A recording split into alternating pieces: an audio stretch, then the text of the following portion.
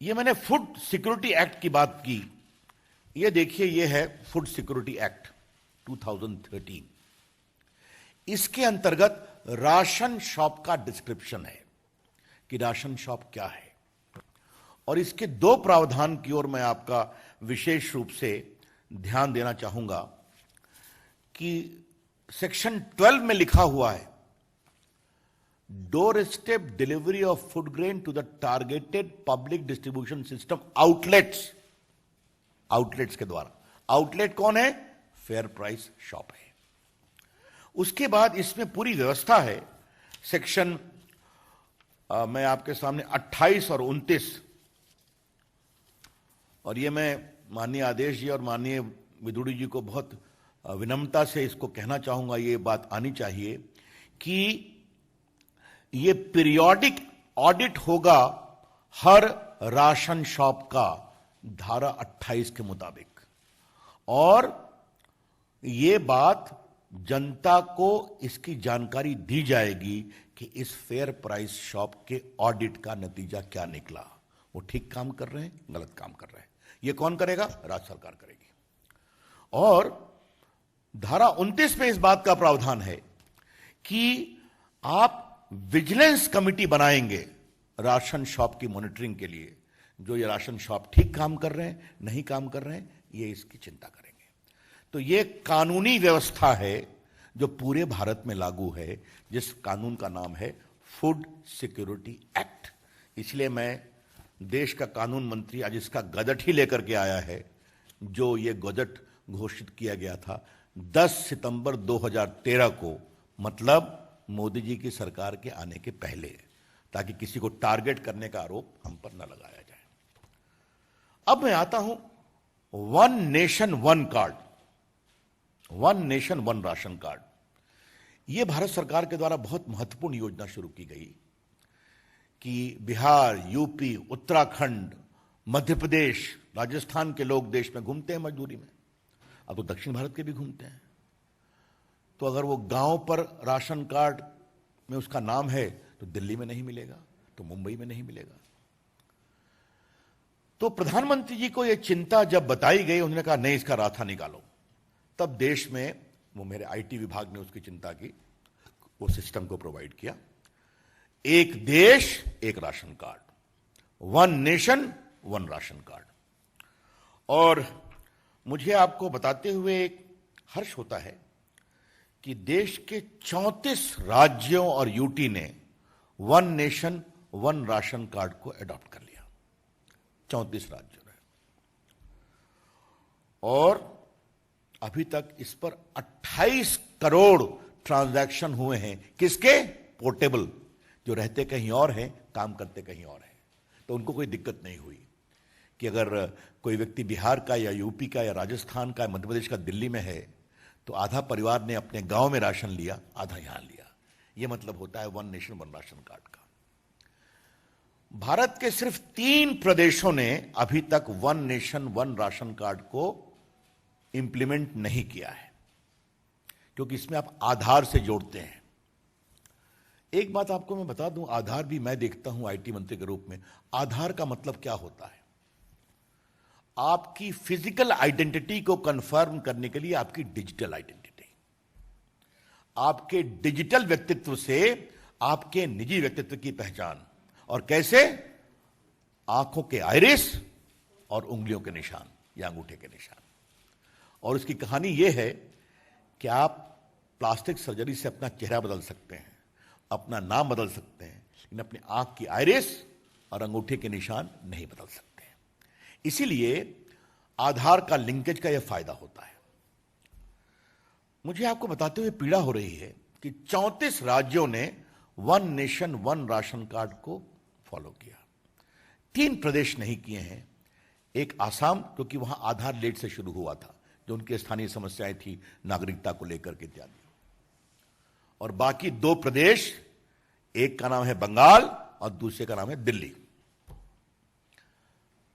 मेरा पहला सवाल यह है श्रीमान अरविंद केजरीवाल से कि आपने one nation one ration card Delhi में क्यों नहीं लागू किया है? इसका जवाब देवो।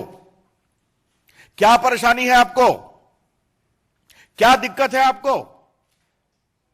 बीजेपी की ओर से यह सवाल हम बहुत प्रमुखता से उठा रहे हैं कि अगर देश के 34 राज्य one nation one ration card को फॉलो करने को तैयार हैं, तो ममता जी की बात तो जो है वो होगी।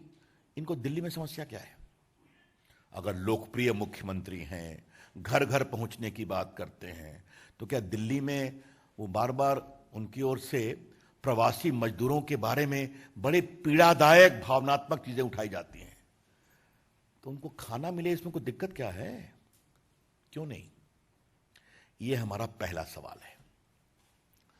अब हम आते हैं दिल्ली सरकार के आचरण पर। आचरण की क्या स्थिति है? मैंने पहले बताया कि अब आप राशन कार्ड पर जाएंगे तो पॉस मशीन से आपको ऑथेंटिकेट करना पड़ेगा, तो उससे कोई जाली फरेबी काम नहीं हो सकता। देश भर में लगभग 86% राशन कार्ड अब पॉस मशीन से लिंक हो गए, और कई तो बड़े प्रदेश में 99%, यूपी, एमपी, मेरे प्रांत बिहार में 95% है। बाकी प्रांतों में भी होगा, कुछ कांग्रेसी प्रांतों में भी होगा। अब दिल्ली की कहानी जरा सुनिए आप। दिल्ली में जनवरी 2018 में ई ऑथेंटिकेशन राशन कार्ड पर शुरू किया गया, और आदेश जी और विदुरी जी 4 महीने में इसको रोक दिया गया अप्रैल 2018 में। इस 4 महीने में क्या हुआ? 4 लाख फर्जी राशन कार्ड पकड़े गए दिल्ली में। मैं फिर कहना चाहता हूं, माननीय केजरीवाल जी, जनवरी 18 में आपने शुरू किया, अच्छा किया। 4 महीने में क्यों रोक दिया? क्या समस्या थी? समस्या यह थी कि 4 लाख फर्जी राशन कार्ड पकड़ लिए गए थे। तो राशन माफिया दिल्ली सरकार पर हावी हो गया, इसको रोको।